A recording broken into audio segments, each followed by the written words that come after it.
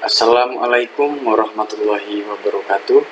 Perkenalkan, nama saya Rahmat. Saya berasal dari Prodi dan Fakultas Informatika B. Saya dengan NIM 2020-1037-0311-082. Sekarang saya akan membawakan materi mengenai pengantar teknologi informasi. Bahasa pemrograman adalah software bahasa komputer yang digunakan dengan cara merancang atau membuat program sesuai dengan struktur dan metode yang dimiliki oleh bahasa program itu sendiri. Komputer mengerjakan transformasi data berdasarkan kumpulan perintah program yang telah dibuat oleh pemrogram. Kumpulan perintah ini harus dimengerti oleh komputer, berstruktur tertentu, sintaks, dan bermakna. Kemudian generasi pertama. Bahasa pemrograman generasi pertama merupakan bahasa pemrograman kuno, di mana penggunaan bahasa pemrograman ini berorientasi pada mesin. Ciri-ciri bahasa pemrograman generasi pertama yaitu: yang pertama, menggunakan kode-kode biner 0 dan 1, dengan basis data transistor rumit, sukar dihafal, dan lama. Kemudian dikembangkan dengan bilangan oktal dan heksadesimal, dan akan menyita waktu dan kondusif untuk membuat kesalahan. Kemudian generasi kedua. Generasi kedua bahasa pemrograman mengacu pada simbolis bahasa assembly. Istilah ini diciptakan untuk memberikan perbedaan dari sebelumnya bahasa kode mesin dan tingkat yang lebih tinggi. Bahasa pemrograman generasi ketiga 3GL seperti Fortran, COBOL, dan ALGOL. Kode ditandai dengan nama yang mudah diingat seperti MOV, ADD, SUB, dan MULT.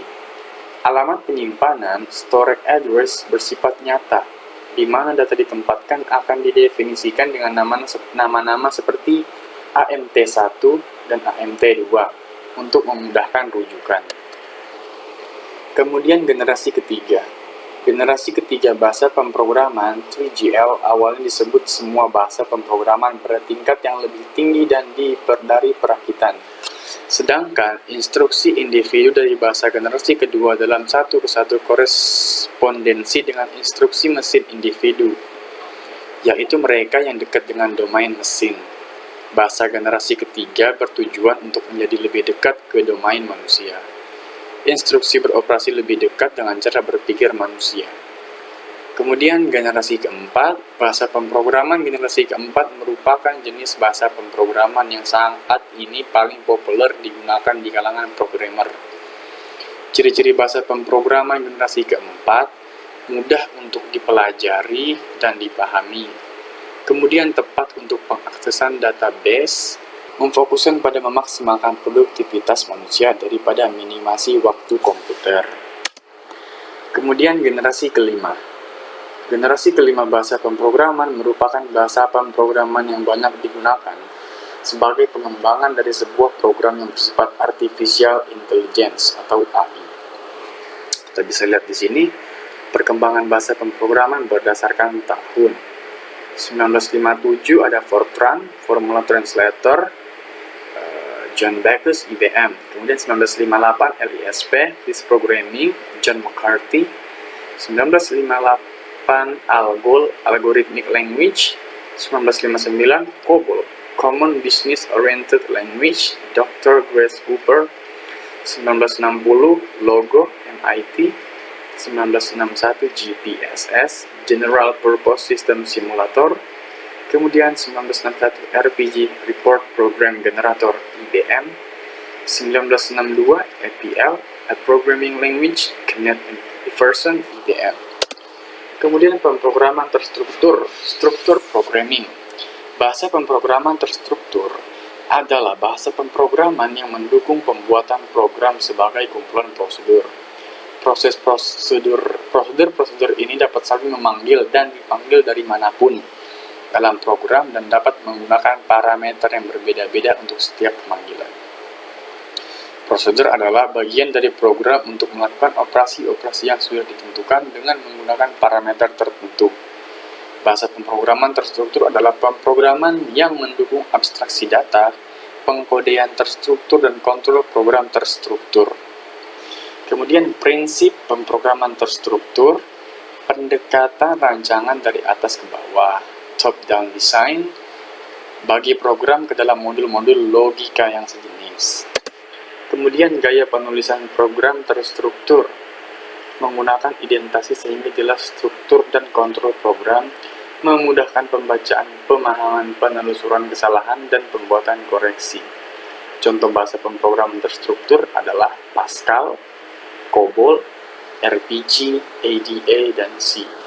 Pemrograman berorientasi objek, OOP, Object Oriented Programming, objek, atau dalam bahasa Indonesia objek, elemen yang memiliki fungsi, metode, karakteristik tertentu yang dapat dibedakan dalam dunia nyata.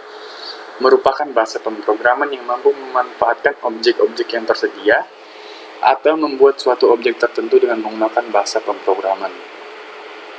Mampu merefleksikan kebutuhan-kebutuhan user sebagaimana layaknya yang ada di dunia nyata.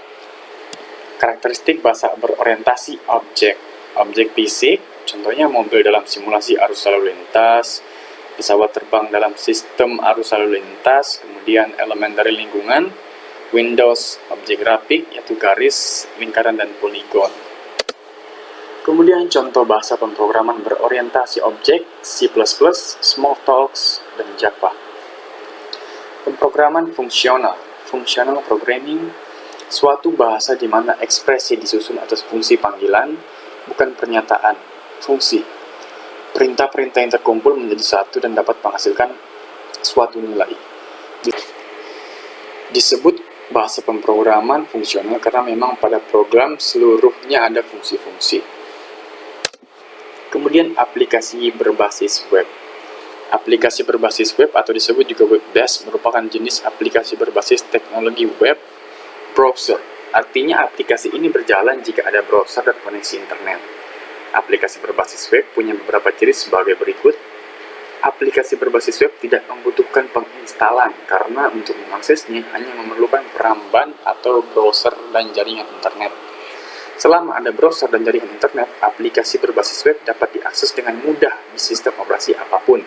Sistem operasi Windows, macOS, iOS, Android, Linux, dan lainnya. Selama ada browser dan bisa tersambung ke internet, maka aplikasi itu bisa digunakan dengan mudah. Kemudian aplikasi berbasis desktop. Aplikasi desktop merupakan aplikasi yang dioperasikan dengan cara menginstalnya terlebih dulu di sistem operasi. Sesuai namanya, aplikasi ini mengacu pada program yang diinstal pada perangkat desktop, PC dan laptop. Mampu beroperasi secara offline, tetapi kita harus menginstalnya sendiri pada laptop atau komputer. Ciri-ciri aplikasi desktop adalah sebagai berikut. Pertama, aplikasi desktop berjalan secara mandiri dengan cara menginstal terlebih dahulu. Aplikasi-aplikasi desktop pada umumnya tidak memerlukan koneksi internet, karena aplikasi mudah terinstal sebelumnya. Aplikasi sudah terinstal sebelumnya, maksud saya. Modifikasi pengaturan pada aplikasi desktop lebih mudah dan proses membukanya lebih cepat. Dari poin-poin tersebut, dapat disimpulkan bahwa aplikasi web memiliki banyak perbedaan dengan aplikasi berbasis desktop. Kemudian pada umumnya, aplikasi berbasis desktop itu secara mandiri dan umumnya tidak menggunakan jaringan internet untuk menggunakannya. Kemudian aplikasi berbasis mobile. Pada perkembangan selanjutnya, ketika perangkat smartphone populer, maka berkembang pula aplikasi ke arah baru, yakni aplikasi berbasis mobile. Aplikasi berbasis mobile ini sedikit berbeda dengan aplikasi web. Aplikasi berbasis mobile web ini adalah tampilan aplikasi web dalam bentuk mobile. Jadi, untuk penggunaan aplikasi ini, pengguna cukup mengakses web browser dari perangkat smartphone. Native apps adalah istilah untuk aplikasi mobile yang fungsinya sedikit mirip dengan aplikasi desktop, yakni pengguna perlu menginstal terlebih dulu aplikasi tersebut sebelum menggunakannya. Saat ini native apps memang sedang naik daun. Hal ini didasarkan karena penggunaannya mudah dan aksesnya lebih cepat. Meskipun kadang-kadang akan membuat smartphone penuh dengan banyak aplikasi, ada juga beranggapan pengembangan aplikasi berbentuk natif lebih unggul dibandingkan aplikasi berbasis web. Ya, mungkin terima kasih.